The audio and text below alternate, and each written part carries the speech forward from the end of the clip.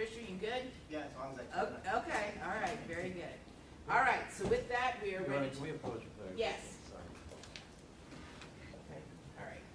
And I'll have, I'm gonna have Connie contact the help desk and tell them to get over here, okay? All right, so. Ready up? Yes, Your Honor. Okay, let's proceed forward. You wish the statement should have been statement at this time? Yes, Your Honor. May it please the court, counsel. Okay.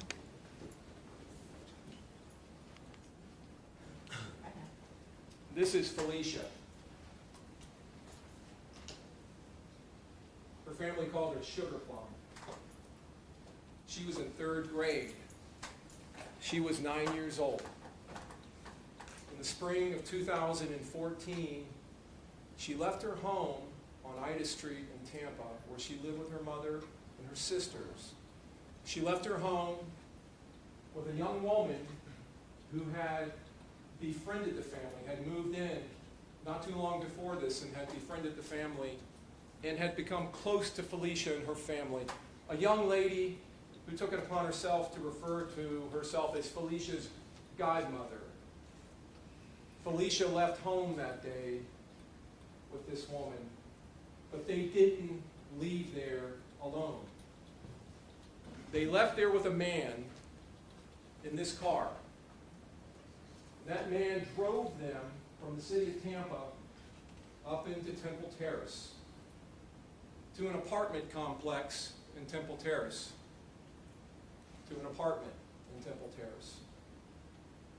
And when they had been inside of that apartment for about 45 minutes to 50 minutes, the young woman, the godmother, left. She left Felicia there, alone, with this man. Completely in his care, completely in his custody, and totally at his mercy. The evidence will show that man didn't hesitate. He didn't wait around. The evidence will show that the man who brought Felicia to that apartment attacked this little girl. The evidence will show that he put his hands around her throat and he strangled her. He strangled her until he had choked the life out of this little girl. Why? Why would a grown man do such a thing to a small child? Why would a grown man, 35 years old, attack a little 9-year-old? The evidence in this case will be crystal clear as to his motive. Because the evidence will show he didn't just strangle this little girl. The evidence will show during this attack that he attacked another part of her body, a very intimate part of her body.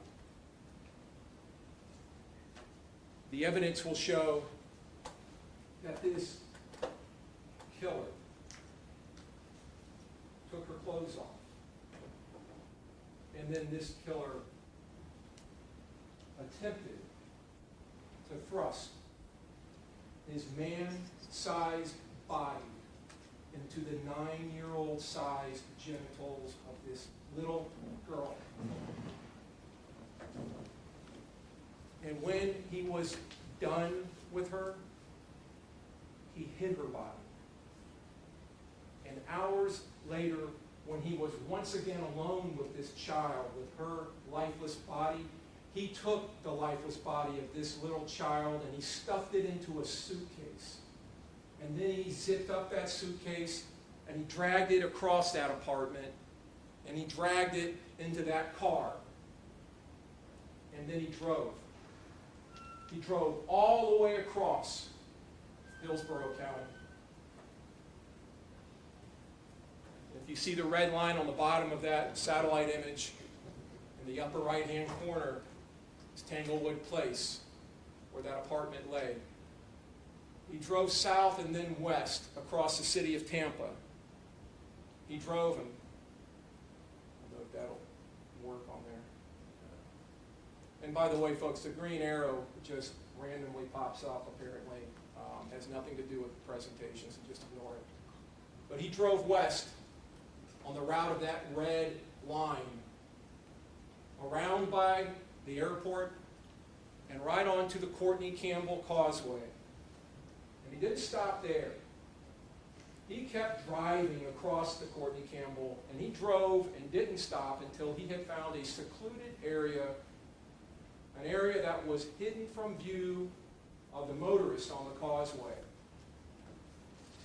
And then he took Felicia's lifeless, nude body, and he threw it like someone would throw a bag of garbage into the cold, dark waters of Tampa Bay. You can see the waters up there in the black and the dark blue.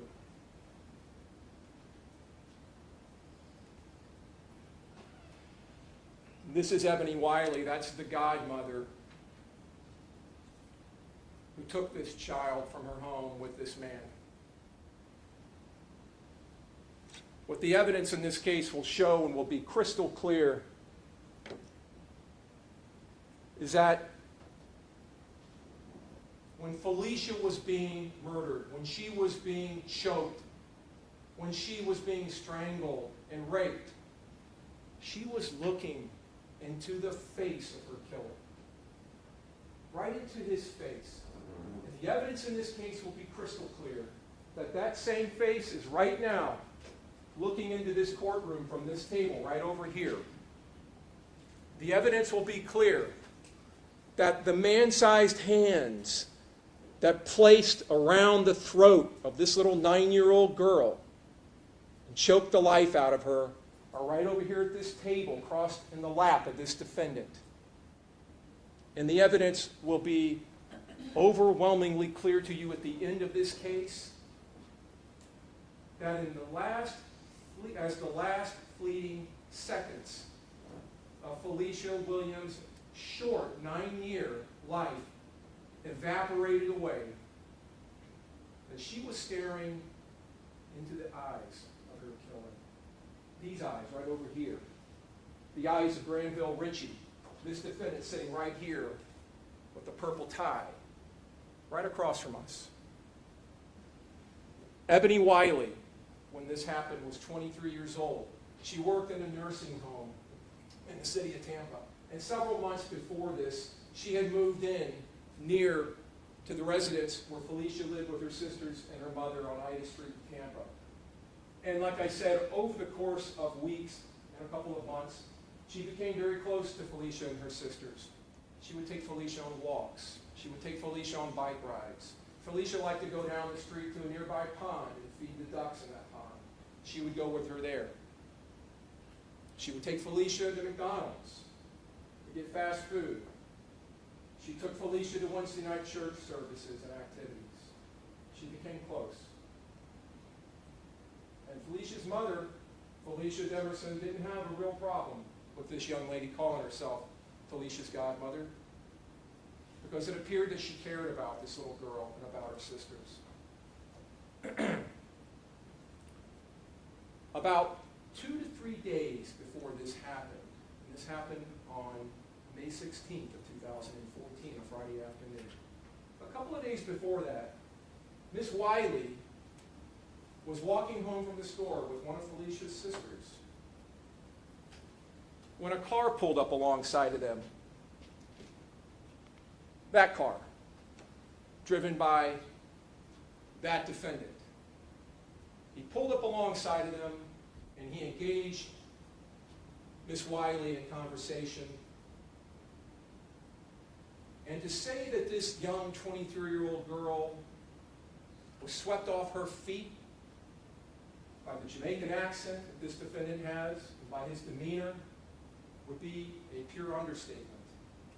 She fell head over heels for this man almost immediately. In fact, you will find from the evidence later that night, in the evening, she was intimate with him. And over the course of the next several days, or the next couple of days leading up to this murder, she and the defendant texted, called back and forth, and you'll see those phone records. You'll see that evidence. This relationship blossomed extremely rapidly, and this young lady was head over heels for this man.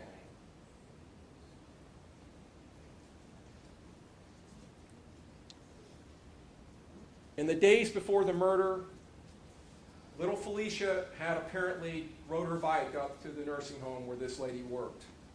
And Miss Wiley wasn't there. Felicia was looking for her friend. And Miss Wiley's supervisor apparently interacted with her. And Miss Wiley's supervisor then told her, "You can't have children coming up here looking for you when you're not here. We can't have this." And that upset Miss Wiley because that was her job. So she made a decision that she was going to take Felicia and counsel her about being naughty. And there had also been a situation where she had been stealing. So she was going to counsel her about coming up to her work and stealing and some other stuff that she had been doing, misbehaving. So she decided she needed to do that on Friday the 16th. And she discussed that plan with her new man. And this wasn't just her man, because in her contacts, you will see in her phone records, because law enforcement later obtained Miss Wiley's phone, and they submitted that to one of the many law enforcement agencies that you will hear from in this case. The Florida Department of Law Enforcement, which is a statewide agency that maintains crime labs throughout the state, and we have a large crime lab right here on Lois, right here in the city of Tampa. They submitted it there to their digital forensics sections, and they downloaded her phone. And in her contacts, she had the defendant down in her contact under his phone number as "my husband." Now, jumping ahead a little bit, on the 17th, several hours after Felicia went missing, when law enforcement was finally able to catch up with this defendant, Mr. Ritchie, and interview him, during that interview, he told them something that would suggest that maybe Miss Wiley's "my husband" notation wasn't so out of line. He told law enforcement that he had met this girl, he had told her he loved her, and he told her he was going to marry her. So she had in her contacts that this was her husband. So she discussed with, in her mind, her husband, Mr. Ritchie, who she'd known for about 2 days or 3 days, counseling this little girl who had been naughty. And he thought it was a great idea. And he thought, well, he told her he would like to participate in that. And Miss Wiley thought that was a wonderful idea for her new man, my husband, to help out. So on Friday afternoon, after texting and calling all day, the defendant went and picked Miss Wiley up from work a little bit after 3 in the afternoon, and they went to the Ida Street address. And Miss Wiley went inside while this defendant stayed in that Lexus automobile I showed you. And Felicia came out excited to see her friend, and they discussed leaving, and Felicia did what she always did when she left home. She called her mother and got permission. And you will hear from Felicia Demerson, her mother. She gave her permission. Miss Demerson was at the beauty salon having her hair done. And she told her, "That's fine. If you're going with Ebony, okay, go ahead." But what you will clearly hear from the evidence is that Miss Demerson never knew that there was a man involved. And she never knew they were going to an apartment. And in fact, the evidence will show Miss Wiley didn't know they were going to an apartment. Miss Wiley thought they were going to go to McDonald's and sit down with this little girl and talk to her over a Happy Meal. But this defendant, the evidence will show, had something else in mind. Instead of going to McDonald's, he drove them away from the city of Tampa, up to Temple Terrace, up to that apartment. Before they went to that apartment, and it's kind of hard to see, isn't it? But on the top, to the left, is Bush, and right where the green arrow is right now, that is 56th Street. As that top road that's traveling horizontally across the top of the photograph intersects that intersection of 56 and proceeds to the right, it would be going west. So as you look at that, west is to the right, east is to the left. North is to the top and south is to the bottom. When Bush crosses 56th Street, it becomes Bullard Parkway. This is a central and main intersection in the little town of Temple Terrace. And just to the right, I guess maybe I'll have to go up here and point. I don't think this thing will point. This area right in here is the apartment complex where he took them eventually. But right down here, and I'll be able to zoom into this when we get into trial because I have it on an overhead projector.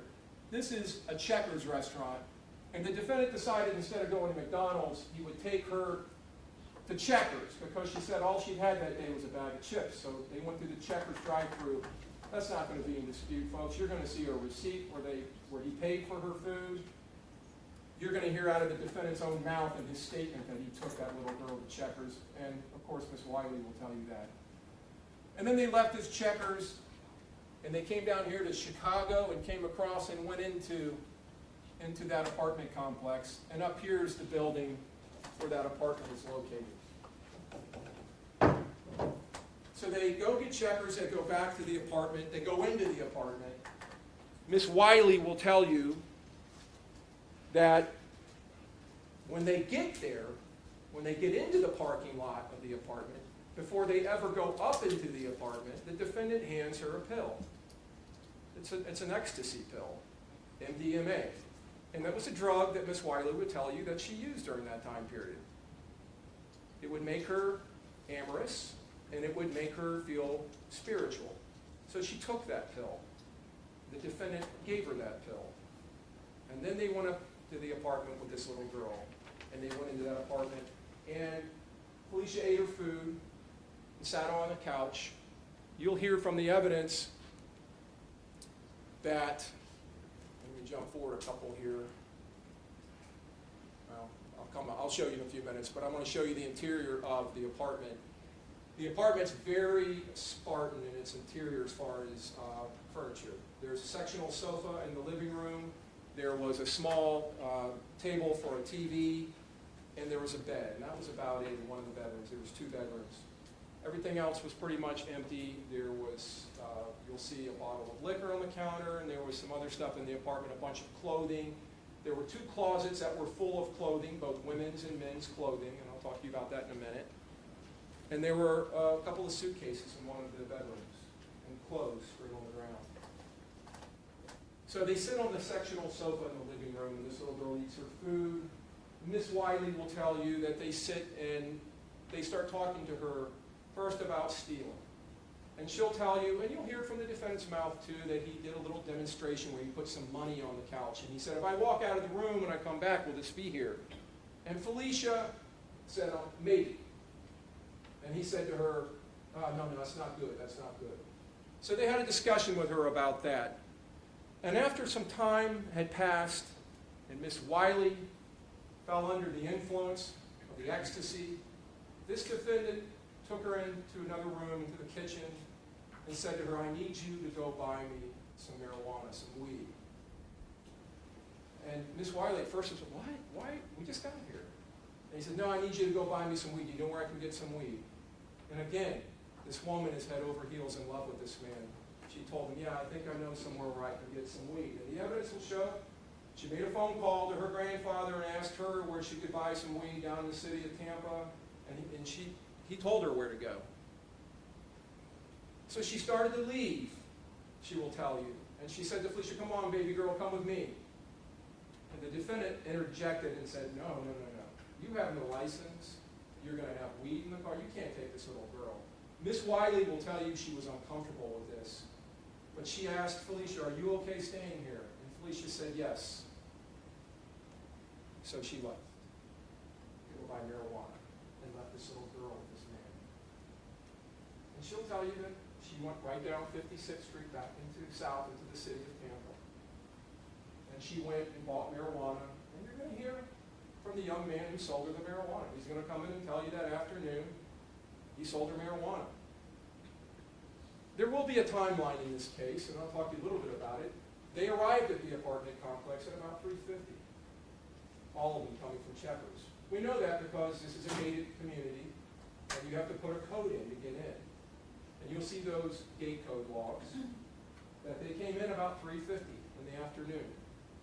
There's no gate code or requirement of a code on the exit from the apartment. Like most apartments, the exit's wide open and automatically closes when you leave. So they arrive about 3:50. She leaves at about 4:50, an hour later, to go down into the city of Tampa to buy marijuana. And she's gone for about 45 minutes before she starts coming back, about 40 minutes. And she comes back up, 56. She goes back into the apartment. She tries to put the code in. You'll see her putting in the wrong code. The code is actually 4 number 2s, 2222. She was putting in 222 and couldn't get in. Eventually she got in. She started driving towards the apartment, and then she had phone contact with this defendant. And the defendant told her, no, the defendant was upset and sounded emotional and told her, oh, no, don't come back to the apartment. Go to the CVS. Go to the CVS because I gave her some money to go buy some candy. Go to the CVS. She's over at the CVS. Miss Wiley is confused at that point, but she turns around and goes back out. She comes back out of the apartment down here on Chicago Street, goes north through the intersection with Bullard. You can't see it from there, I'm sure, but there's a CVS right here. Right across the street from this apartment complex is that CVS. And she goes into the CVS. And you'll hear from the evidence in this case, you will actually see a video of her going in to the CVS that afternoon. And you will hear from the woman, the young lady who was working at the register at the front of the CVS, who will tell you that a woman came in looking for a little 9-year-old black girl. And she came up to the counter, and she appeared to her to be holding back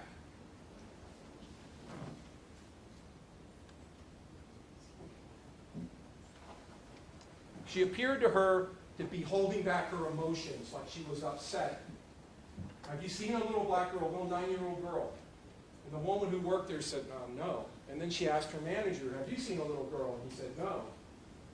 And she said she walked back out of the store, and as she was walking out, she burst out into tears, crying. You will see her driving the Lexus in that parking lot, and it will be clear from that photograph it is only her in that Lexus driving that Lexus. The defendant is not in that motor vehicle. And then she drives out, back onto Bullard, and back into the apartment complex. She tells you, and you will see from the gate code, that she once again has problems getting back into that apartment complex. She's eventually able to get in. I think a little boy that knew the code put it in for her that happened to be walking around there, and she went in. She heads back to the apartment. She comes up to the door, and the defendant opens the door, and lo and behold, the defendant has no shirt on, she will tell you, and he's sweating, and he's panicking, and he's upset. So she goes into the apartment, and she'll tell you she tried to calm him down. And they discussed what to do about Felicia being gone, and she was extremely upset.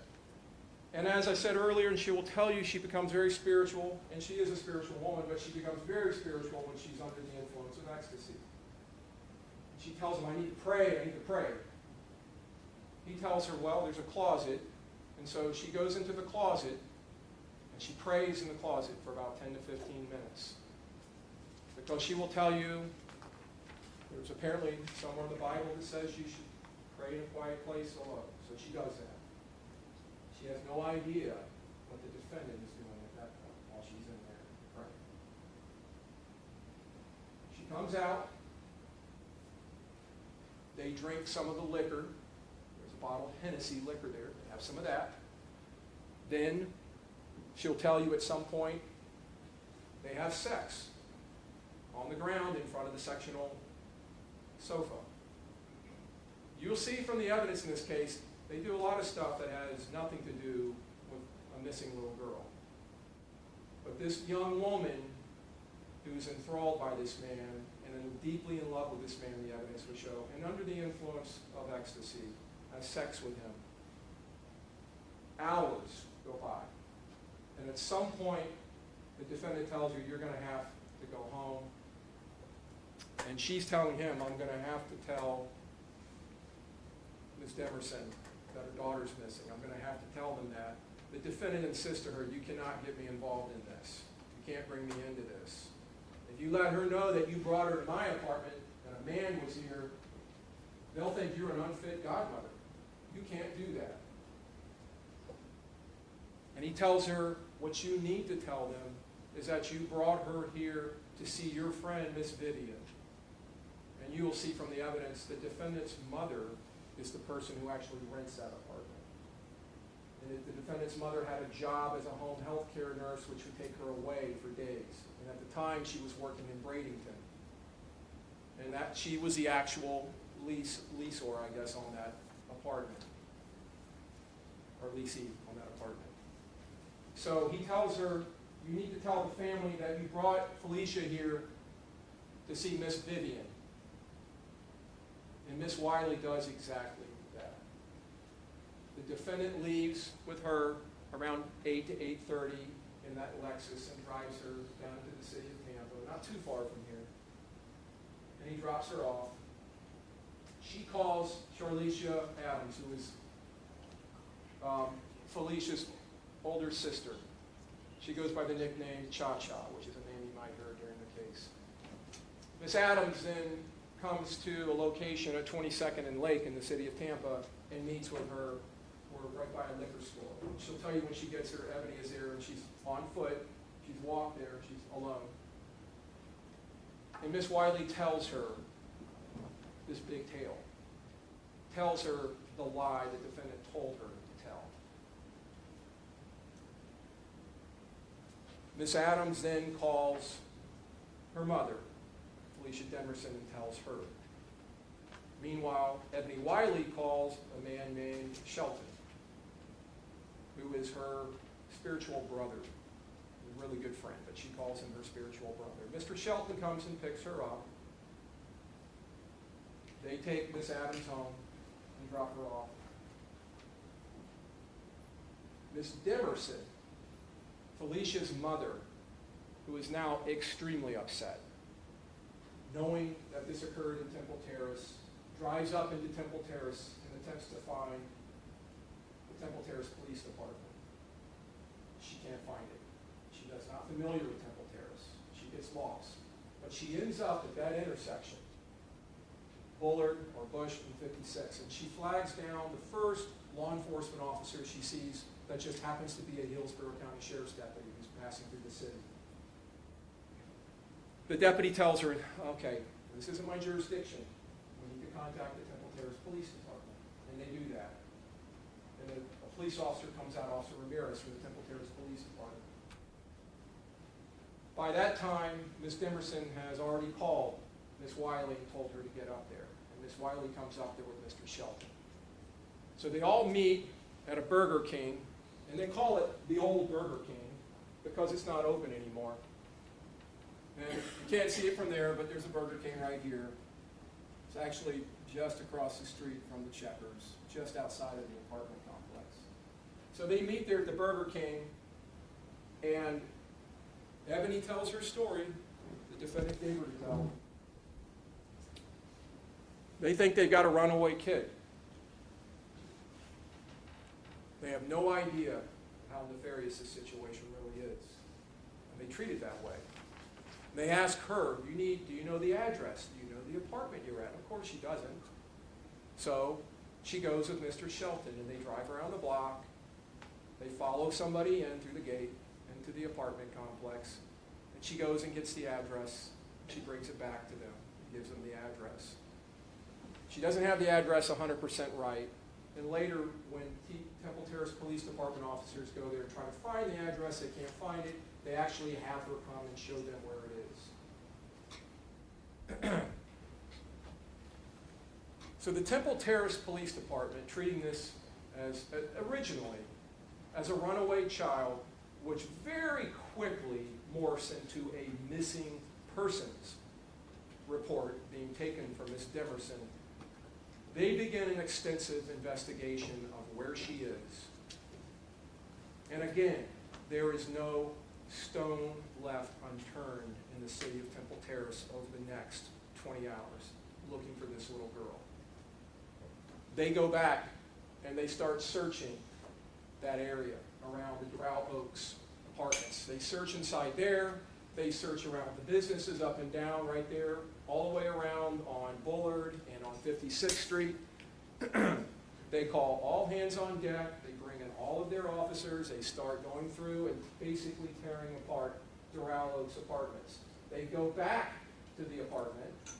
They have to wait until about 12:30 for a maintenance man to get out there with the key, but they actually get into the apartment where Miss Wiley had taken Felicia, 721. And they get into that apartment. They search through that apartment. Every nook and cranny in that apartment is searched. Every cabinet, every space in that apartment, and they cannot find anybody in the apartment.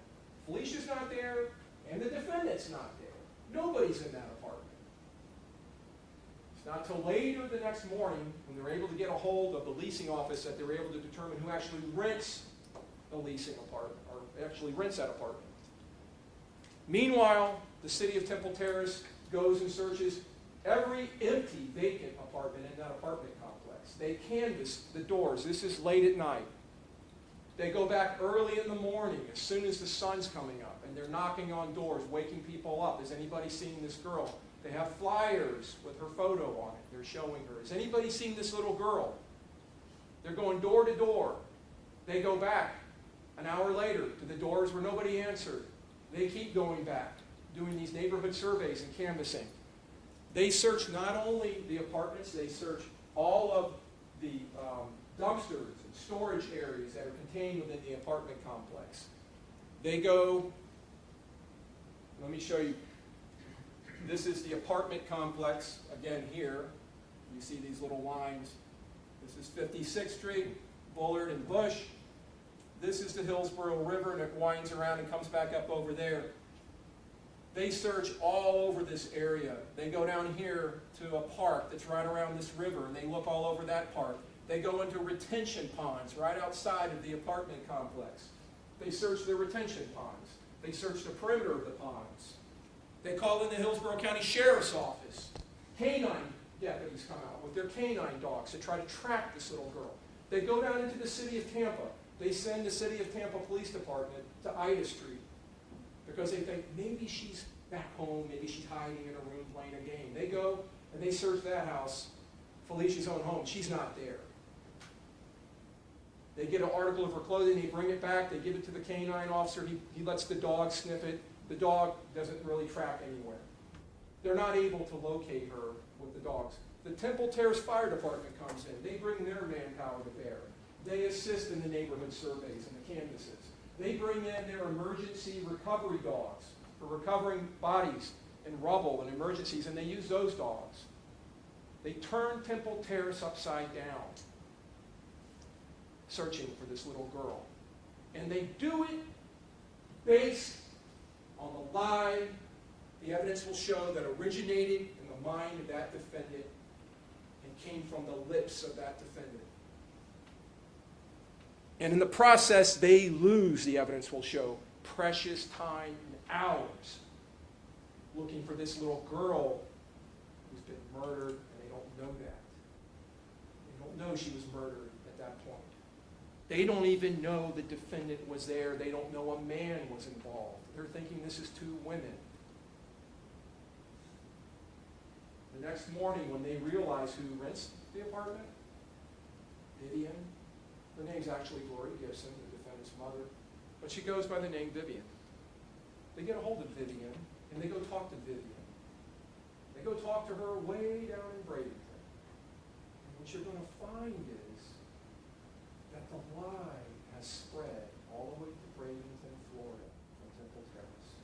It is spread by phone and text messages from this defendant, Ebony Wiley, to Gloria Gibson, who engages and participates in this cover-up lie about this little missing 9-year-old girl. Gloria Gibson tells him, oh, I was there.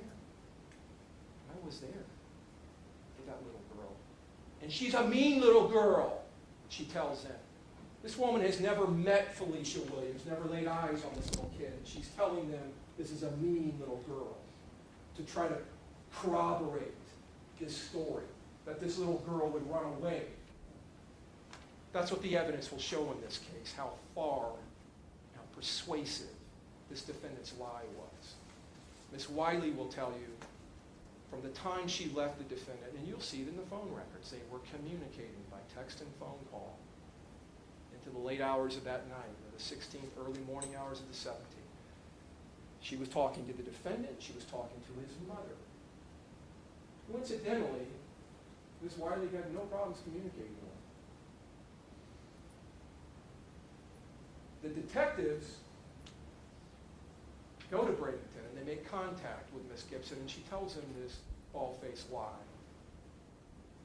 You'll hear the defendant in his statement say something completely different. Then he'll admit he was there. There's no issue. Ebony lied. Gloria Gibson lied, this defendant's mother. But this was a big cover-up.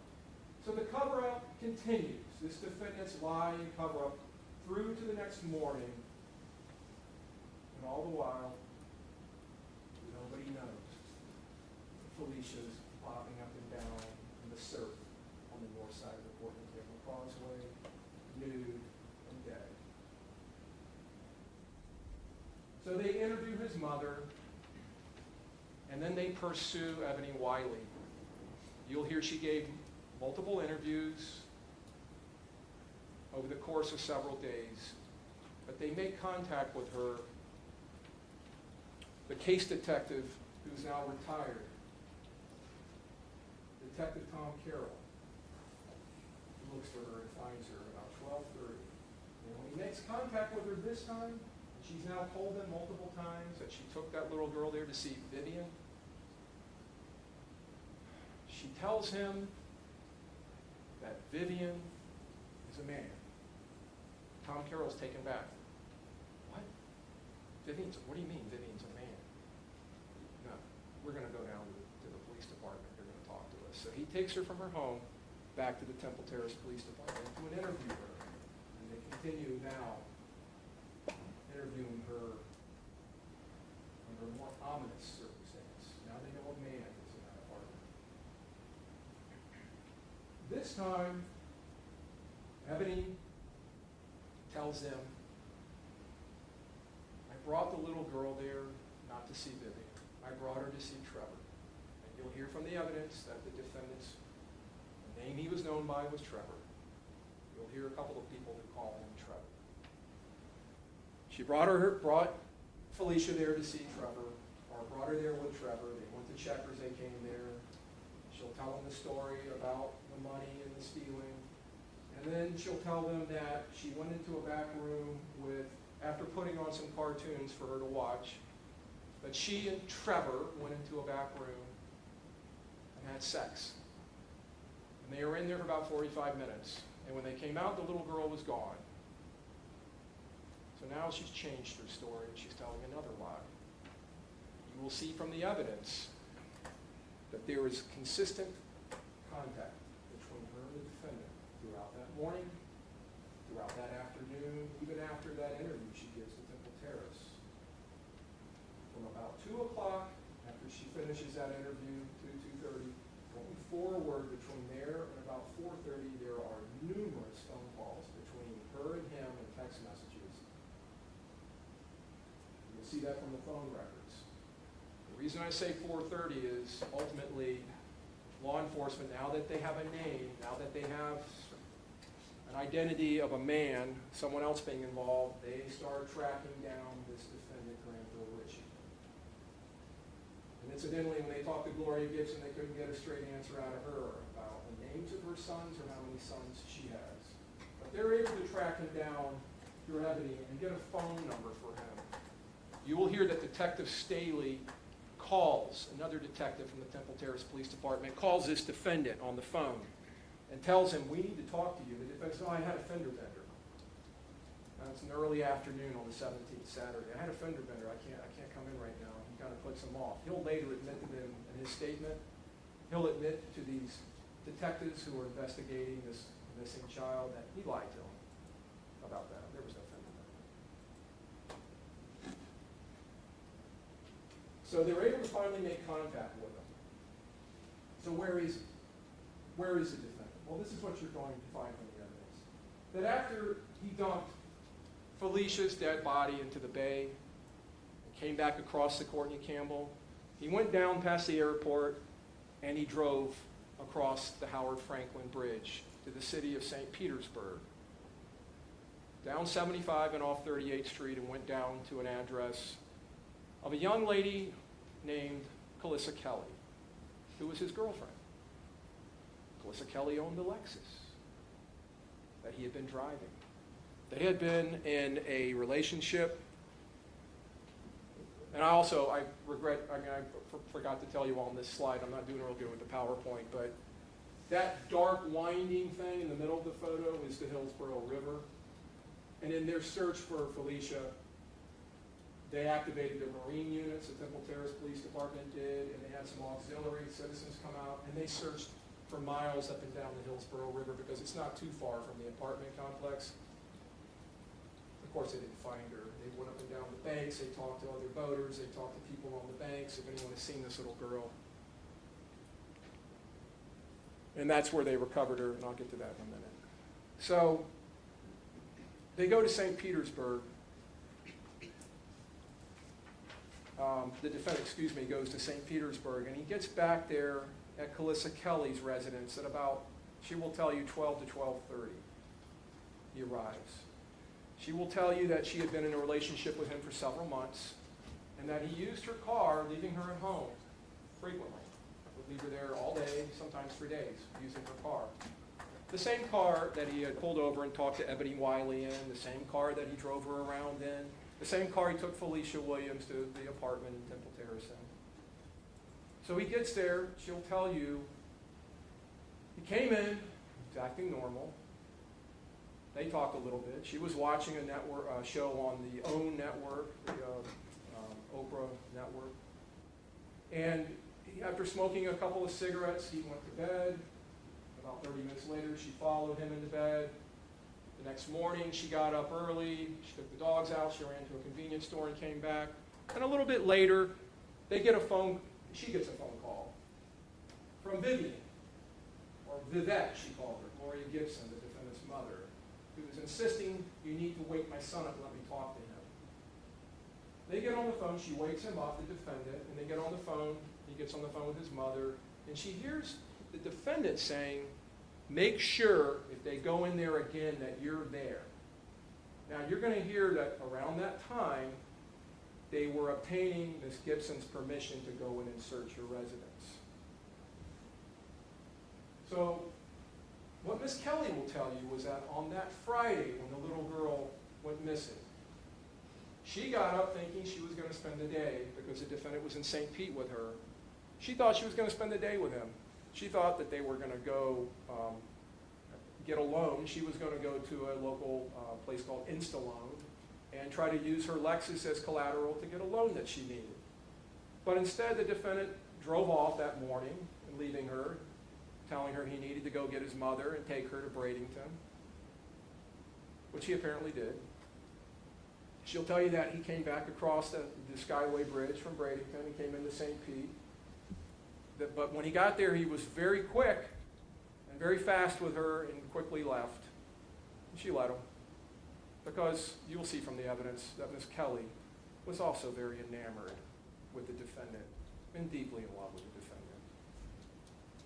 You'll find from the evidence that over the last several years, she stayed in contact with him, visiting him, talking to him on the phone. They've continued their relationship. So Ms. Kelly will tell you he left, leaving her there alone with no car, no way to get around. That was okay with her. She wasn't happy about it, but that was, I guess, part of their relationship. But you'll see from the phone records that it was around that time the defendant was communicating with Ebony Wiley, that he took off quickly, the evidence will show, to go pick up Ebony Wiley, to go pick up Felicia Williams. And that's why he left this woman sitting in her house in St. Pete. So, later on Saturday, Ms. Kelly will tell you she actually drove to the Instaloan in St. Pete with the defendant. And he stayed in her car while she went in to fill out the paperwork to try to obtain this loan. She'll tell you the defendant was on the phone. She couldn't tell who he was on the phone with. some point, and you're going to see, actually, she'll tell you about this, but you're going to see a video from the Insta-Loan showing this happening, from the lobby of the Insta-Loan. The defendant came in once, and she'll tell you he was telling her, I got to go. I got to go. This is around 4 o'clock. He's getting a call now from Tom Carroll telling him, we need you to come to the Temple Terrace Police Department and talk about this little girl. We need you over here now. And he's telling her, I got to go, I got to go. And she's like, what? What do you mean you got to go? I'm doing this alone now. I'm in the middle. And he goes, I got to go. She's like, wait a minute. You're going to leave in my car and leave me here? So he leaves. He comes back in again and tells her. She actually gets up. You'll see her walk outside. You'll see her talking to him. And he just takes off. Just like that. And leaves her there. You'll find from text messages that were sent from her to him, photographs of which were taken from his phone during his interview at the Temple Terrace Police Department, that she wasn't too happy with him about it. You left me here, you stranded me here, you have my home key, my house key, I can't get in my house, I have no car, I'm sick of this, and she's using a lot of expletives that I won't talk about right now in all of this. She's calling him all kinds of names. She is upset and angry, and he left her. She had to call a cousin to come pick her up. The defendant drives over, and he goes to an Advanced Auto Parts that's near Temple Terrace, where there are some Hillsborough County Sheriff's Office deputies waiting for him, and that was at the direction of the Temple Terrace Police Department. One of those deputies drives into Temple Terrace. The defendant agrees to go. He's not in custody or anything. He goes to the Temple Terrace Police Department. He's taken into an interview room, and he's interviewed. You're going to hear the interview. During the interview, the defendant tells them the same story that Ebony had told him. And this is after numerous phone calls, text messages back and forth, while he was with Calissa Kelly, when he's communicating with Ebony Wiley over in St. Pete, and with his mother. So he tells them, she brought the little girl, we went into a back room, we put on some cartoons, the exact same story that Ebony told him. We had sex, came out, the little girl was gone. He tells them, we went and drove around looking for them. I stood on the balcony, she drove around the apartment complex looking for them. He doesn't say anything about CBS. And neither has Ebony Wiley at this point. During that interview, they asked him, okay, well then what happens? Well, we finally decide we can't locate him. I'm telling her, you got to tell her parents. You got to tell her mother. You need to tell them. So I take her and I drop her off and I go about my way. Well, where do you go? I drive all the way out to the Notasassa, out into the eastern part of Hillsborough County. Not to the west, but he's telling them, I go to the east. You'll see from the evidence, the Notasassa is a good distance away from Temple Terrace to the southeast. That's where he's saying he went. He says, I went out there to see a friend, although he can't give the last name of the friend, he can't give an address or a phone number for the friend. The friend wasn't there, so I came back, and then I drove to Kelly's. That's what he called Calissa Kelly, called her by her last name, Kelly. And I went to Kelly's. No big deal. That's what happened. Now, the car, the Temple Terrace Police Department obtained a search warrant for the car. The defendant is contacting Calissa Kelly, who is actually already coming down to the Temple Terrace Police Department to give an interview. She had her cousin pick her up. They drove around for a little bit till Miss Kelly's mother could return home. This is Calissa Kelly's mother, not the defendant's mother. Her mother had been over here at the casino.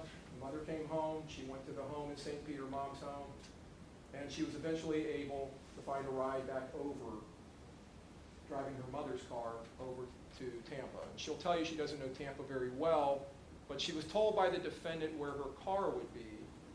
So she went and got off of Hillsborough. She came up the interstate, got off Hillsborough, drove down to the Advanced Auto Parts where her car was parked. She saw her car, so where it was. She saw there was officers there by the car, and there were. The sheriff's deputy stayed with that car until the search warrant came late that night after midnight. And then she drives to the Temple Terrace Police Department, and she's interviewed and tells them what she knows. That he came home late that night, the same thing I've already told you. That's what she'll tell you. So they get his car, and they search his car. Now, during the interview of the defendant, a resident of Clearwater, a middle-aged woman who works over in Clearwater, had got off work around 3 o'clock that afternoon, and now we're talking about over 20 hours since she was last seen alive with this defendant. This woman drives out, it's just a couple miles from Clearwater proper. So it's almost on the other side of the Courtney Campbell Causeway, almost all the way to the other side. So she drives, which would be eastbound on the Courtney Campbell, to a access road that runs on the north side of the Courtney Campbell Causeway, right there by the water. People fish in that area. There's a lot of traffic in that area during the day. People are fishing and coming to look at the water and walk and whatnot. But you'll find that that's a single lane access road. And you will see a video that was recently taken of the access road and photographs of that area. And it's a rough ride coming down that access road because it only goes westbound. So if you're coming from Clearwater, you're going to have to go a great distance, go onto the access road, and then come back a couple of miles to get to the area where Felicia's body was found. So this woman's out there to get some fresh air. She has a friend with her. She walks down to the shoreline, and she sees this girl's nude body floating in the water. And of course, it's very upsetting to her. She came back up, and they called 911. The Clearwater Police Department respond out. Clearwater Fire Department responds out. Detectives, homicide detectives from the Clearwater Police Department respond out. That blue you see in the bottom of the photograph is a tarp. The fire department provided to the Clearwater Police so that they could pull Felicia's body out of the water. And you can actually see her foot at the bottom of that. You can see that shoreline. This isn't a beach.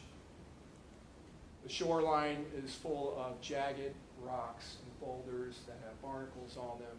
And what you're going to find from the evidence, and I also wanted to show you this. This is an area, this shows the access road looking west towards Clearwater.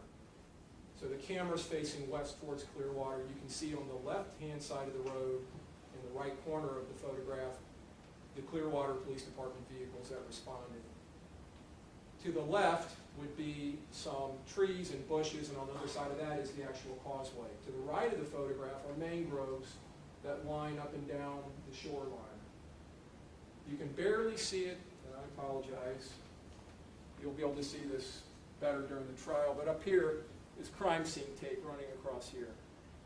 And here's some items that were being utilized by the Clearwater Police Department in their investigation. What you'll find, this is a heavily trafficked area. This is a little shoulder on the side, which would be the south side of the road, where people park in this shaded area. And this just across from here, where that tape is where her body is found, which is significant because all of this in here provides cover from the motorists driving down the Courtney Campbell Causeway. And you'll hear that from several officers who were at that scene, that it would provide a secluded area, a place where the motorists couldn't see what was going on, especially in the dark of night, in the middle of night. So what was going on with Felicia's body was it was bobbing up and down on the surf, on the waves. And her body was being pushed with the wave action, and there was a decent wind blowing that day and the night before, coming from the north to the south, so north winds coming out of the north, about 6 to 10 knots. And the waves were constantly pushing her up onto the rocks as she lay face down in the water. So her body was being pushed across the rocks and back this way, and back onto the rocks and lifted onto the rocks and dragged back out. You will find, and you will see in the photographs, that she has basically abrasions all over her face, all over the front of her body, the tops of her legs, her stomach, her knees, the one side of her arms that were floating face down, and her face. Her back, there's almost no injury at all in her back. It's the part that was being graded back and forth on the rocks, causing incised and abrasive damage to her body. All of it post-mortem, all of it afterwards, because she's dead when she's thrown in the water. All of these injuries the medical examiner who examined her, and another medical examiner who's been consulted on this case will tell you all of those came from the waves, from hours and hours of being there at that location, up and down on the rocks. And I want to show you this. I'll show it very fast and brief. That's a photo of what it did to her body, the rocks. So you can see the abrasiveness got so deep into the skin. I'll take it off for the record, it's not up anymore. It basically degraded her skin down past the pigment level, and that's why you see the bleached appearance and the white appearance in pink. Clearwater Police Department detectives come out. They're notified about a missing child report that has been distributed to all the local agencies by the Temple Terrace Police Department, who, again, left no stone unturned in this case. They quickly get the photograph from that bulletin, and they go out and they kind of compare it to her. Now, her face has extensive damage, but it looks like it's probably her. They call over to Temple Terrace. Detective Elmer, Detective Smith come over from Temple Terrace. They have a meeting at Clearwater Police Department. Two of their homicide detectives, Detective Rulin and Spaulding, take these two TTPD detectives to the scene. They do the scene, and then they go back, all of them go back, to the Temple Terrace Police Department, where Mr. Ritchie's being interviewed. So they find her body towards the end of his interview. This is many, many, many, many hours later from the time she went missing.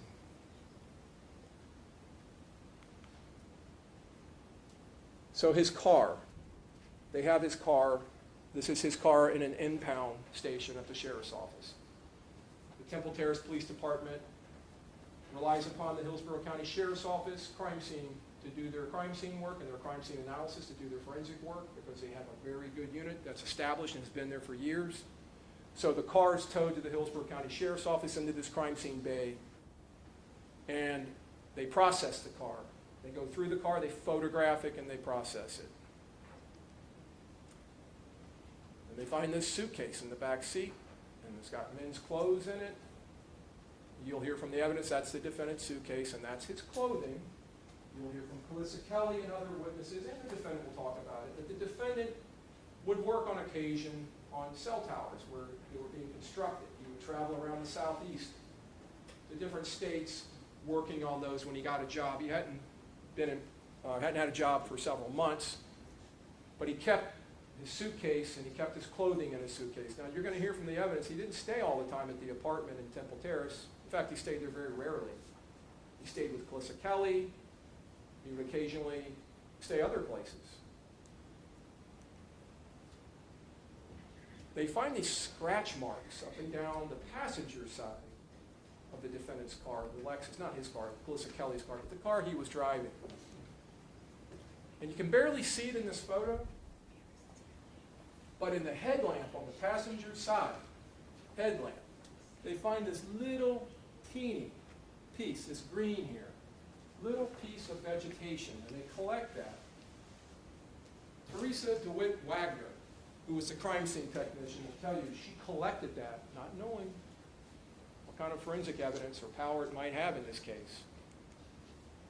They saw some sand. This is the front floorboard of the front passenger seat. There's sand, if you see it right there on the floorboard and along the running board. They collect that sand. Later that day, or later that night, into the next day, they obtain search warrant for the defendant's residence, and they go in and they search it. Now, they've already been in there several times and looked for Felicia. They've preserved its integrity, but they've gone back now with a search warrant for the residence. That's the sectional couch where Felicia sat with Ebony and the defendant. That's the TV set there, and that little, I forgot about that little lamp in the corner, and that's pretty much all the furniture in the apartment other than a bed that's in one of the bedrooms. And there's a rug there in front of the sectional. Miss Wiley will tell you they had sex on that rug. So, one of the first officers, actually the first officer to go in searching for Felicia on the night of the 16th, that Friday night, when they all met at the old Burger King, and they sent Ebony to go get the address, and then they actually had her come show them where the address was. Carlos Lopez is his name. He's retired from the Temple Terrace Police Department. Mr. Lopez has worked in law enforcement for over 30 years. Many, many years with the New York Police Department. Also worked for Pinellas County, or Pinellas Park Police, and had worked and was a patrol sergeant. You will find from the evidence he's a keen investigator. And when he went in that residence, one of the first things that he noticed that stood out in his mind was that on this carpeting, there was a trail leading from that porch all the way across here. Tracks going across there, running parallel to each other. Tracks coming across the carpet like ruts in the carpet. He noted it at the time, and they were still there when they went in the next day or 2 days later with the search warrant. That's the hallway leading out. That's the front door on the top, and you'll see the balcony. That's the bars on the balcony outside of the apartment. This is up on the second floor of the apartment building.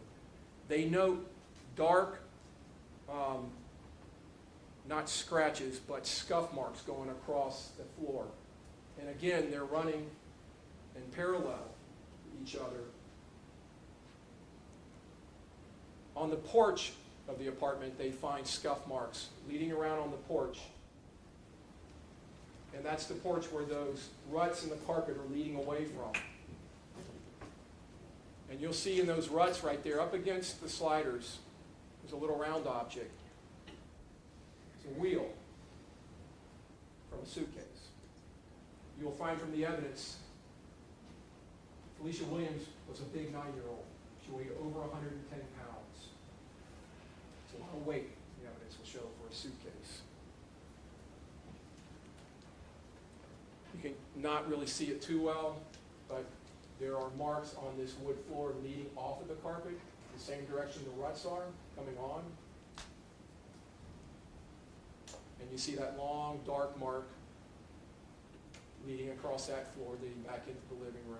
A black mark, the same color as the rubber on the wheel that they found.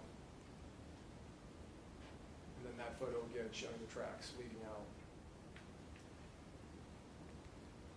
They find this in the rut in the carpet. That's the pull tab from a zipper off of a suitcase. The evidence will show.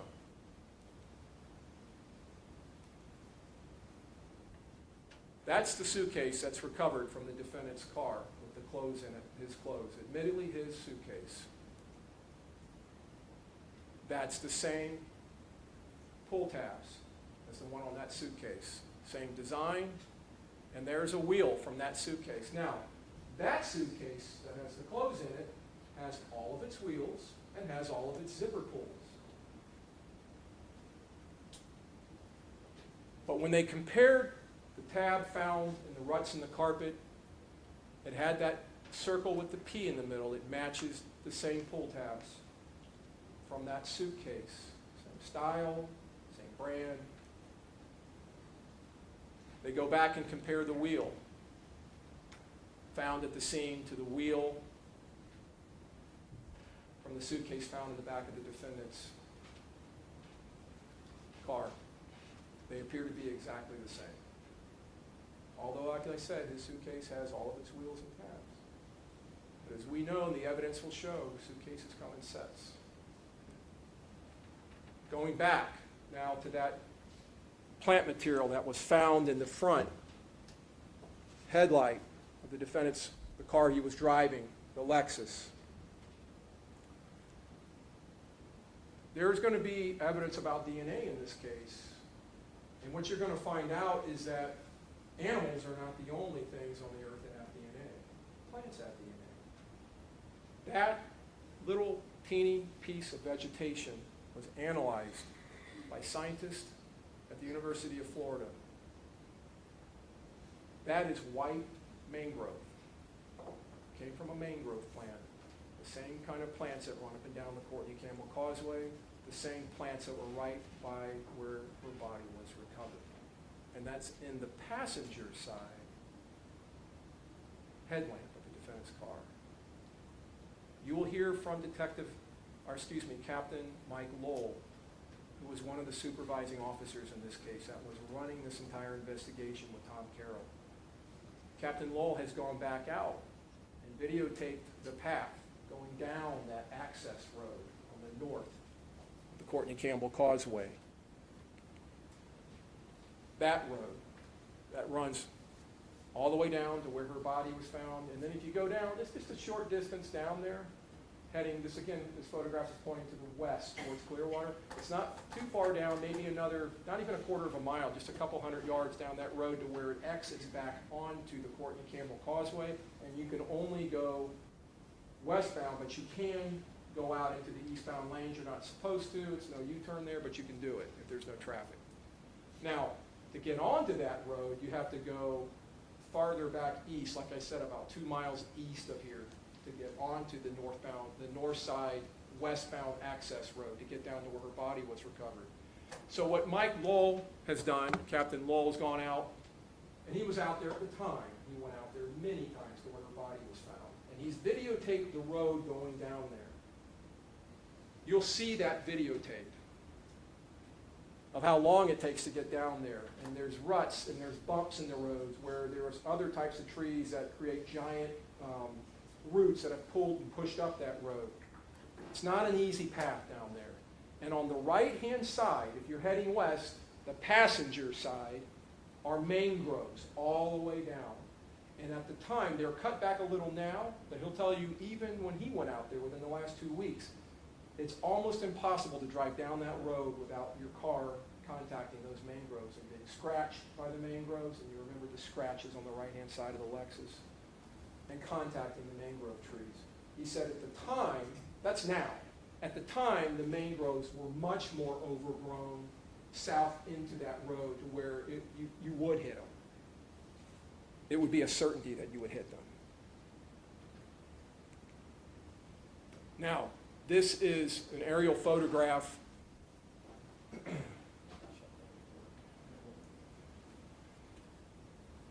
These are the westbound lanes of Courtney Campbell. These are the eastbound lanes. This is that rocky shoreline. These are the trees up here, the cover. I was telling about the secluded area. This is right around where Felicia's body is found. This is that road, and you can see the line of mangroves all the way down that road. This is the area right in here where her body was found.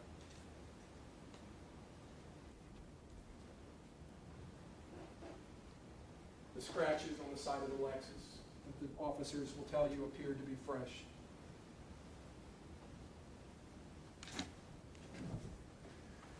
The sand. Let's talk about the sand. They recover this sand, and they think, is there any way we could compare this sand to the sand from the scene where her body was found to see if it matches? Is that possible to do that? So to explore that, the detectives in this case go to the University of South Florida to their forensic anthropology section, which is a world-renowned section for forensic anthropology. This is the section that has worked on the Dozier School of Boys case up in the Panhandle, exhuming all those young men who were abused years ago in that camp. And they go to an individual named Dr. Christian Wells, who is a scientist and a professor at the University of South Florida. He is a professor of anthropology and a forensic archaeologist. And he will tell you about a chemical process known as geochemical matching, or sediment fingerprinting, they call it. This is something that has been around for many years and is utilized in the forensic setting in criminal cases. So they send this sand that's collected and recovered from the Lexus to Dr. Wells, and they send samples taken from that area right there where her body was recovered. They went out there, and in a very sterile fashion with gloves, they recovered sand in this area. And they sent that to Dr. Wells. But they didn't stop there. At Dr. Wells' direction, they went to the opposite end of the Courtney Campbell and collected test samples from there. They went all the way down to Clearwater Beach, out onto the beach by one of the beachside hotels, and they collected sand there. All of this done separately, maintained separate. And on the way back, they stopped at the intersection of Belcher and Highway 60 in Clearwater and took more sand from a construction site there so that he would have something to compare this to. And he sampled all of them and he analyzed them. He analyzed them through mass spectrometry, which is a chemical analysis of the fundamental elements of whatever's being tested. Spectrometry and gas chromatographs have been used for many, many, many, many years in laboratories for chemical analysis of all kinds, toxicology, medicine. It's a reliable and accepted scientific process. What Dr. Wells will tell you is that sand and soil contain unique combinations of basic elements. They're present in unique combinations and in unique concentrations. Sand collected from different areas will be very unique from each other, and that's where their forensic power lays.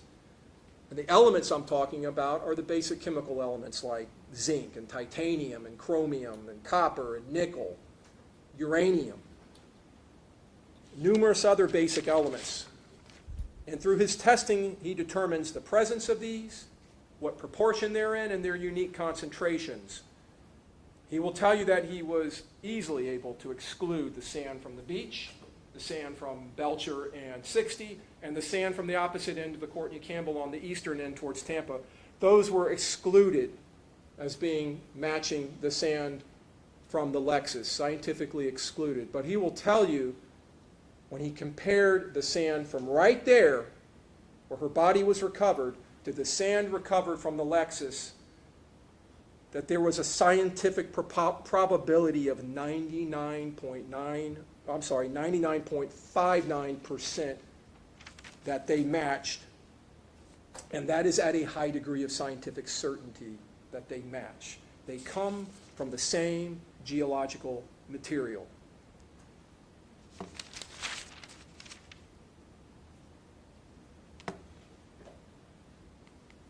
Now, the detectives ascertain fairly quickly on that Saturday the 17th the defendant's phone number and Ebony Wiley's phone number. And they get warrants for the cell site activity of those numbers.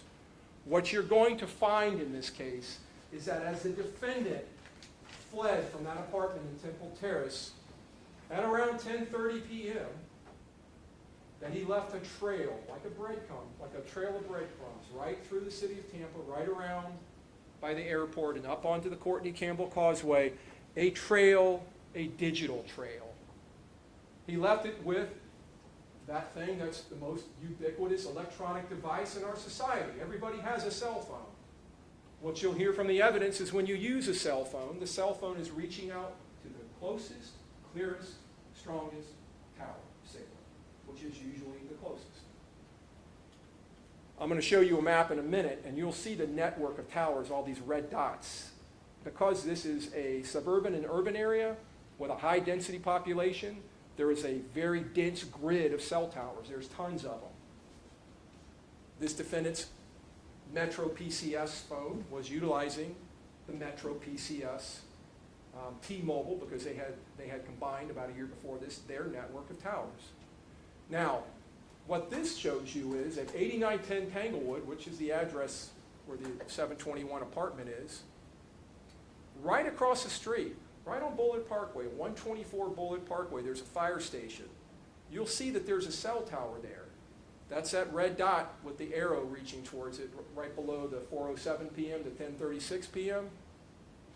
727-288-3413, that's the defendant's phone number.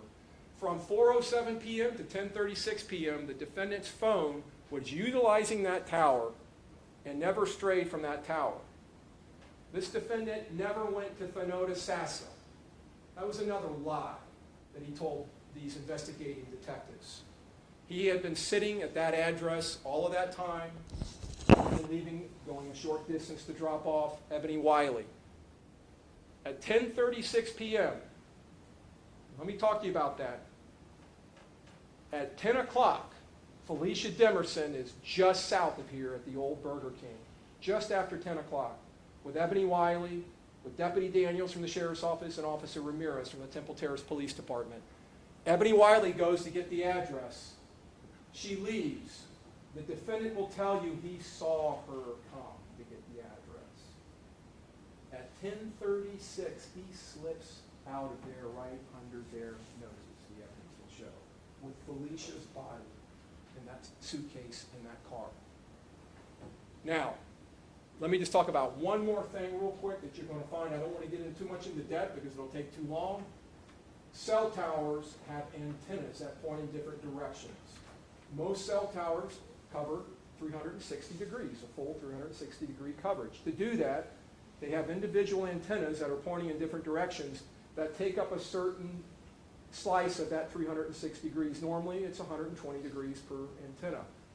The cell tower records, they record not only the use of that tower, but the sector that's being utilized. That can give us directionality, can show us where the phone call is coming from. It's not going to pinpoint it, but it's going to show us from what direction the phone call is in relation to that tower.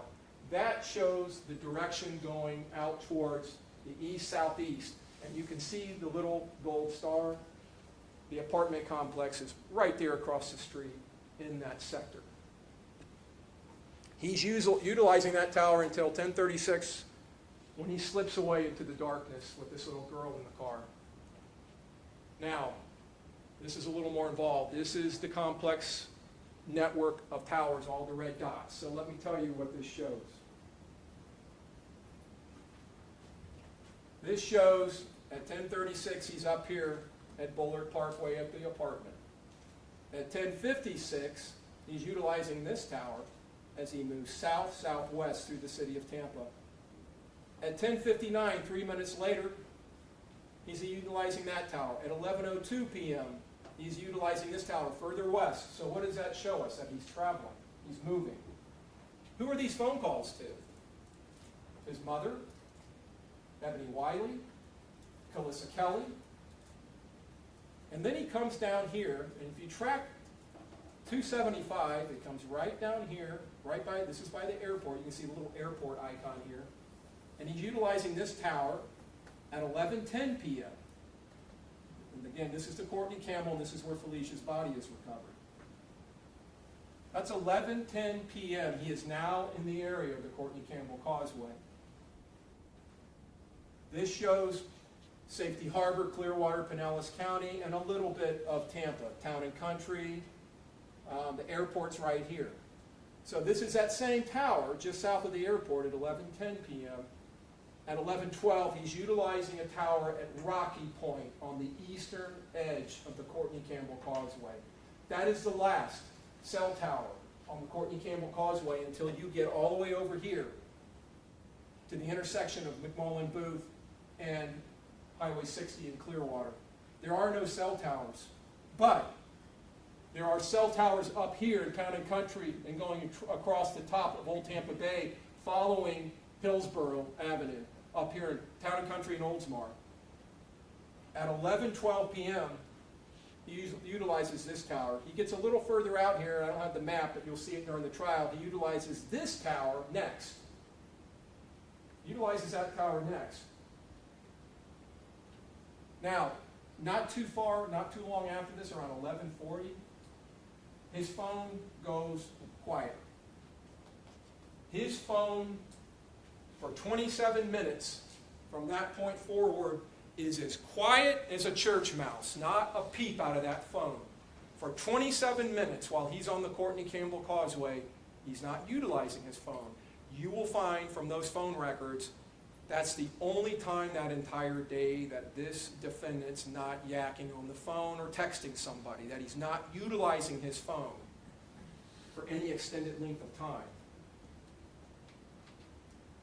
Now, and you, going back again, this is showing directionality of the antennas. So as he comes down here at 11:10 and starts heading north on Highway 60 by the airport, of course he's using that north antenna, which shows us directionality. And then once he gets out here on the causeway, this isn't pointing back that direction. It's pointing out this direction, which shows that he's in here somewhere utilizing that phone on the causeway. Just wanted to talk about that, didn't want to leave it. So now 12:11 a.m., we're at the end of the 27 minutes. Now his phone goes active again. It's 12:11 a.m. on the 17th. What cell tower is he utilizing? The Rocky Point Tower. This is as he's leaving the Courtney Campbell Causeway, coming back to the east. Who's he talking to? Is it Calissa Kelly? No. Is it Ebony Wiley? No. It's Ivy Van. Who's Ivy Van? Ivy Van is another woman who's madly in love with this defendant and thinks he's going to marry her. She lives in Mississippi. This defendant met her months and months and months before while he was in Alabama working on a cell tower. He had met her at a mall in Mississippi. They had formed a relationship. She had come down here a couple of times and visited him. She had stayed once in the apartment, and she will tell you that there's a suitcase in the apartment that's identified, has her name on the airline tag on the bag. So he calls Ivy Van, and Miss Van will tell you she was in love with him. She thought this was her new man. She was estranged from her husband, who ironically works in law enforcement. And she will tell you that this call she remembers very distinctly, because as the defendant is driving off of the Courtney Campbell Causeway with the main growth stuck in his car, with the soil from where Felicia's body is dumped in his car, maybe with the suitcase he used to carry her out there, because, folks, that's never recovered. I remember that phone call, she will tell you, and she will testify to you by video. Her deposition of her testimony has already been done, because right now she's in the country of Africa visiting family. So she wasn't going to be here for the trial. So the attorneys gathered here a couple of weeks ago in this courthouse, and she testified in a courtroom, and it was videotaped, and you'll see her testimony. I remember this phone call when he called me, because he was telling me, I really do want to commit to this relationship. I really do want to make this work, and I want to show you I'm committed so much that I want to travel up there and live with you out of state. I want to come up and live out of state with you fast, like real quick. I want to come up there and live with you. So he's talking about fleeing the Tampa Bay area. She is just, it's ecstatic.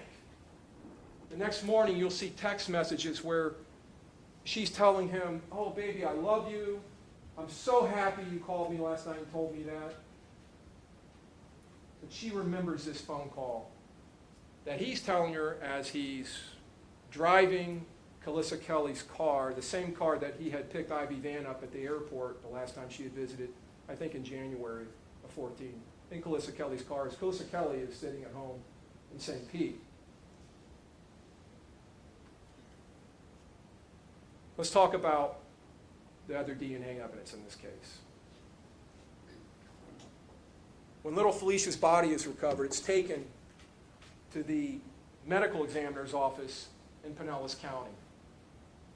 The cause of death is determined to be strangulation. The manner of death is homicide, because someone else killed her. They take and they do what's called a sex assault kit or sex assault examination. It's a formalized kit that's utilized by medical examiners, and it's utilized by child protection teams. I'll talk about them in a minute. So they take sterile swabs, again wearing sterile gloves in a sterile manner. They swabbed her nipples, they swabbed her mouth, they swabbed her vagina and her anus, and those were collected. Those were sent to the Florida Department of Law Enforcement's biology laboratory and examined. The only DNA on those was Felicia's DNA. That was it. There was no sperm found, and nobody else's foreign DNA found. From the little girl who had laid soaking in salt water for 17 to 18 hours. There was none. You will see photographs taken during the search of this apartment in Temple Terrace. In the defendant's belongings, there are packages of condoms. Now, Felicia, when she left her house that day, you will hear this from her sister, and Ebony Wiley will corroborate that and give you the same testimony. Felicia was wearing jeans, not shorts, jeans, canvas shoes, a black shirt with green stripes. When she was found, there wasn't a stitch of clothing on her body. Nothing was on her body. She was deposited nude. She was found nude. Those clothes and the suitcase that was utilized, that broke under the weight of her over 110-pound weight, was never recovered. The cause of the lie that came from this defendant that Ebony Wiley perpetuated, law enforcement lost valuable, critical time that allowed this defendant to destroy that evidence, to get rid of that evidence. Evidence that could have been possibly tested for DNA. Evidence that we don't have. Now, it wasn't as if there wasn't extensive searches conducted. Temple Terrace Police Department, Clearwater Police Department, when they found her body, they searched up and down the causeway for miles in each direction, checking every garbage can, every container, looking up and down the causeway. Tampa Police Department dive teams came in on 2 different occasions and dove the water around where her body was found. And they went not just where her body was found, they searched the water around where her body was found, out away from where her body was found, all the way to Clearwater, and all the way down here to the main span bridge of the Clearwater, of the Courtney Campbell Causeway. Temple Terrace Police, Tampa Police, Hillsborough County Sheriff's Office deputies came out and searched up and down the causeway. And this went on for days, searching for that suitcase, searching for her clothes. Never found.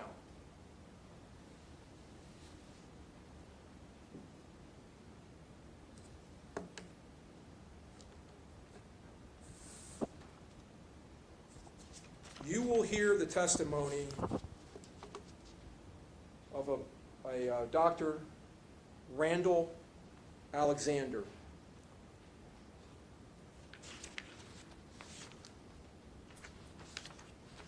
Dr. Alexander is a pediatrician. Dr. Alexander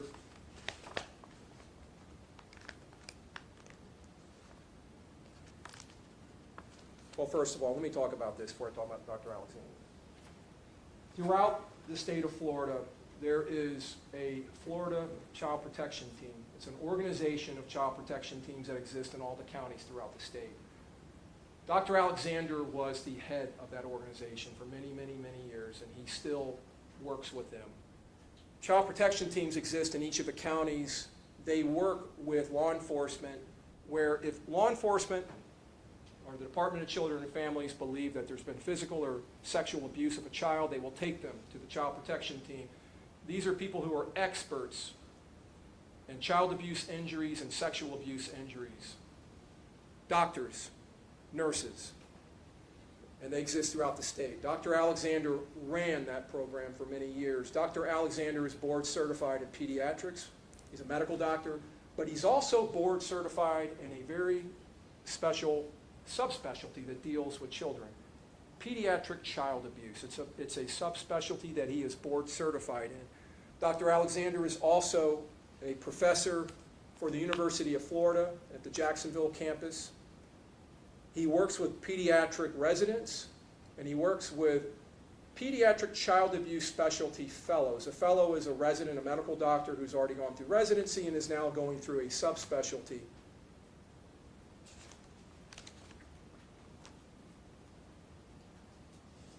He's also been a professor at Morehouse School of Medicine. He has over or almost 40 years of experience in pediatrics with a subspecialty in child abuse. He will tell you that there were injuries that were found during the autopsy of Felicia Williams. Blunt force lacerations to the lower entrance of her vagina. You'll see those injuries. He will tell you that those were caused by an object or a penis, and that they are consistent telltale signs of sexual abuse, of rape. He'll tell you, and you'll hear this from another doctor, a forensic pathologist, Dr. J.C. Downs, that it's very, very common in rape cases and sex abuse cases, both adult women and children, for there not to be any injuries. There can be penetration without injury. And that's very common. But when you have injuries like this is evidence. The evidence will show in this case sexual battery. You will also hear the testimony of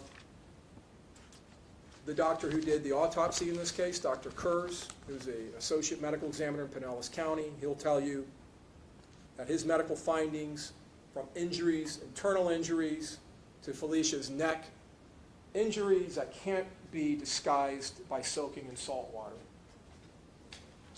Internal hemorrhages and hematomas to the strap muscles of her neck, around the cartilage and the soft tissues around her hyoid bone, where an Adam's apple would be. These are all classic signs of strangulation and that she was strangled to death. Dr. J.C. Downs, who the state of Florida has consulted with, you'll hear his testimony. Dr. Downs is a forensic pathologist from Savannah, Georgia. Dr. Downs is board certified in forensic pathology. Dr. Downs is the former medical examiner for Charleston County, South Carolina, for the Georgia Bureau of Investigation, or GBI, in Georgia. He was a medical examiner in Gwinnett County, Georgia. And for almost 10 years, Dr. Downs was the state medical examiner for the state of Alabama's Department of Forensic Sciences. For the last 20 years, he's been an ongoing consultant for the Behavioral Sciences Unit of the FBI Academy in Quantico, Virginia. He is board certified in anatomic, clinical, and forensic pathology. And of course, he is a medical doctor with over 30 years' experience in the field of forensic pathology. He will tell you that this little girl died from strangulation. Her manner of death is homicide. He'll also tell you that she had, and Dr. Kurz will concur with this, the medical examiner from Pinellas County, that she didn't just have injuries to her neck. She had bleeding, internal bleeding, blunt force impact injuries to her head that could have been caused by either being struck to the head or having her head banged onto a flat, hard surface like a floor.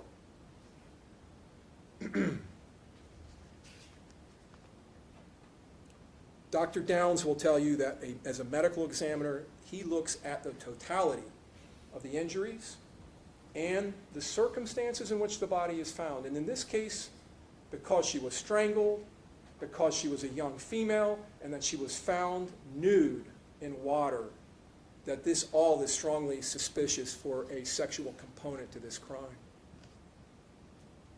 He will tell you that because the injuries to her genitals were isolated in nature, because they were in an inaccessible area, her vagina is up between her legs,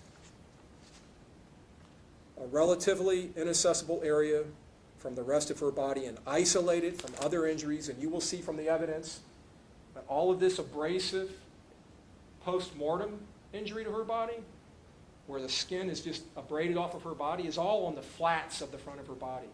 That between her legs, leading in the area, the skin leading up to where her vagina is, there is no injury. And then out of the blue, right at the bottom entrance of her vagina, are these two linear lacerations. Now, lacerations, a medical examiner will tell you, are not caused like incised wounds. They're not cutting. It's where the skin splits from impact, from a blunt object. And that's what caused those lacerations to the entrance to her vagina. He will tell you that there are clear evidence of sexual battery to this child. I want to just tell you before I finish that because of logistics and because of scheduling, There are going to be numerous witnesses called in this case. Not all of them will be available at the times that we would like for them to be able to lay this out for you in chronological order. So some of these witnesses will be coming in. You may be hearing things, hopefully based on this opening statement, using it as a guide, you will understand what their involvement is. But it'll be a little bit out of sequence as far as the chronology of the case.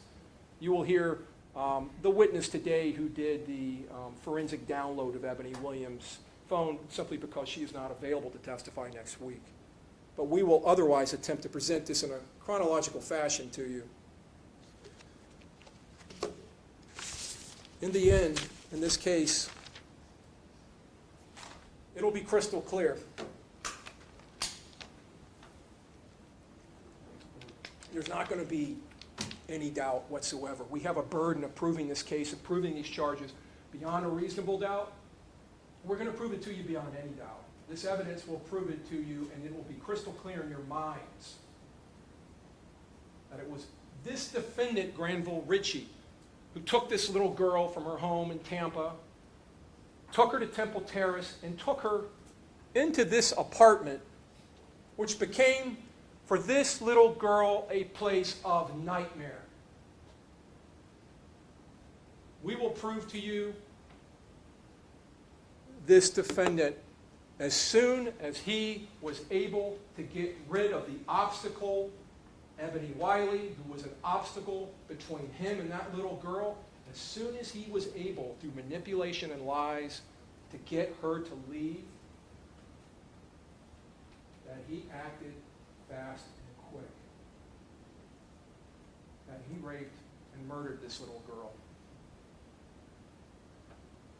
And what will be very clear to you in this case